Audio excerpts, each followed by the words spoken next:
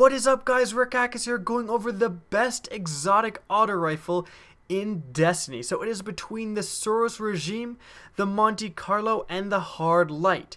Now, the Monte Carlo is actually a PlayStation exclusive weapon for about a year, but I'm sure the Xbox community will still want to know about it, considering it will eventually come to their console. Now I'm going to go over each weapon a little bit quickly. If you want to know more on the specific weapons, I've made entire videos dedicated to the Monte Carlo and the Hard Light, and I will be linking them in the description below. Now the Monte Carlo is a low damaging, decently fast shooting, low recoil assault rifle. It's kind of a jack of all trades. It is good in a lot of different scenarios. The main downfall is the lack of impact. Now this can change depending on what style of ballistics you choose in your upgrading, and its special ability is that damaging an enemy greatly reduces your melee cooldown. Now when I say greatly, I really do mean greatly. You actually see the bar visibly go quite a bit faster when you're shooting an enemy. Now unfortunately it says melee and not grenade. If it said grenade, it would probably be easily the best gun in the game. Now actually I should say melee, because saying melee apparently is setting some people off, even though I don't lose any sleep over the British calling aluminum aluminium.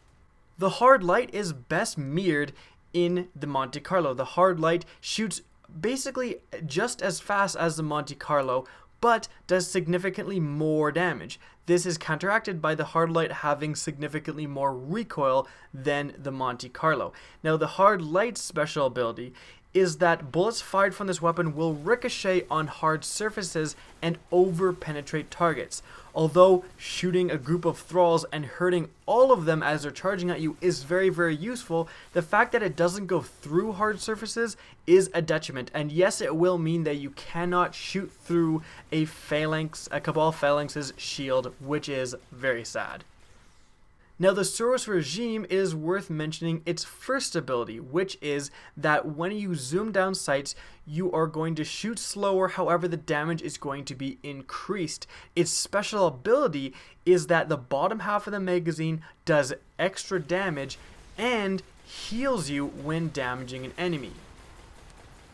So without further ado, let's get to which one of these is the best assault rifle in the game, and that is the Suros Regime.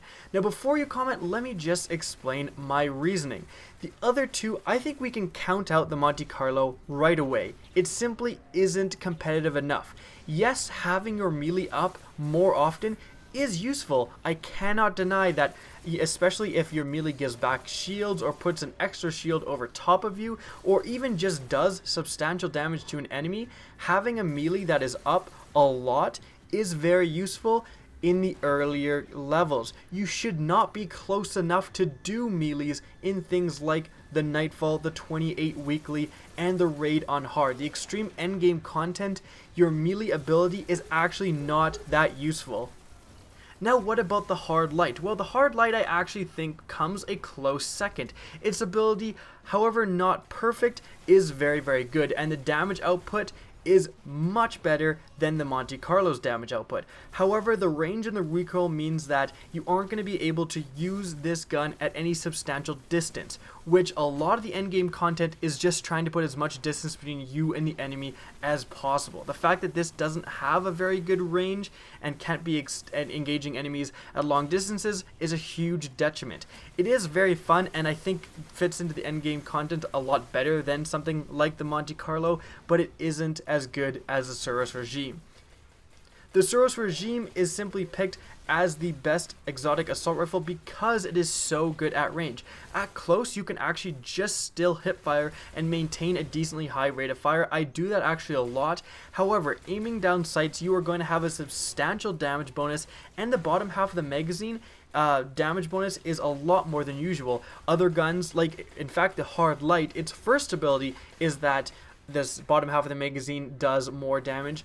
Now when this happens, you're going to be going like 50, 50, 50, and then you're going to be going 51, 51, 51, and then later on, near the very end of the magazine, it's going to go 52, 53, 54, 55, maybe an end with a 55 damage.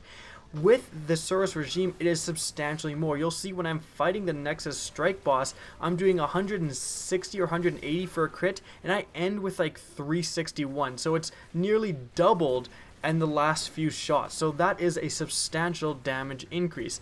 Also, the ability to heal yourself, while not actually that noticeable, what it does do is stop you from getting damaged and starts your rehabilitation process and makes you recover a little bit quicker if you can refrain from getting damaged. Just by shooting the Suros Regime and you kind of stop the damage negation, again, you can recover a little faster, which is extremely useful.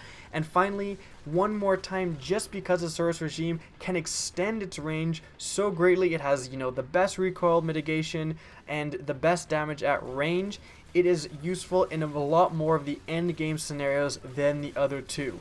Now I want to preface the very end of this video by saying, if you get any of these guns as your first exotic out of like a Vanguard Tiger playlist or something at around level 23-24, you are probably going to love any one of these guns. All of these guns are very fun to use and effective. However, the Suros Regime is clearly the best in my mind in the absolute end game content. I hope you guys enjoyed the video. Please remember to rate, comment, and subscribe for more Destiny content. And as always, have a good day.